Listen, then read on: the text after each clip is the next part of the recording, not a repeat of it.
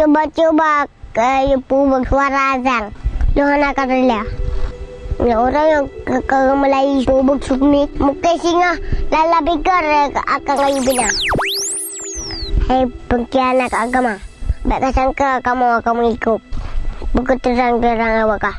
Terang-terang setan aki jabang. Ibarat kamu pati, bakalan kena ibadah tunduk daripada awak. Baik coba-coba bersuara azan. Jangan akan rela. Orang yang ke Melayu bubuk sumit, mungkin singa lala pikir akan kayu bina. Mungkin lusa alam akan kayu pegering. Semayang jemaah menji. Mungkin lusa raya alam akan kata bersih-bersih kamu. Aki-aki singa mungkin saja. Kalian akan berkar masjid-masjid kamu. Karena kalian anggap mengganggu tenangan. Oh no! Jangan coba-coba kata-kata Islam bila hari ini sudah begini.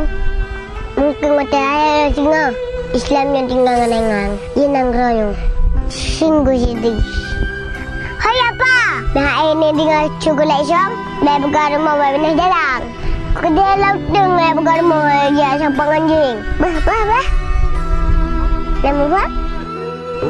Menangsik saya apa yang dengar bang tapi kalau rumah tangga masjid mau pom ke ujung gunung budi mantap sekarang siang hari saya bocah alias bocah Aceh mudah-mudahan videonya jika manfaat apa lihat boleh nonton video langsung cuci tugas shooting atau share dan like. Oke, assalamualaikum warahmatullahi wabarakatuh.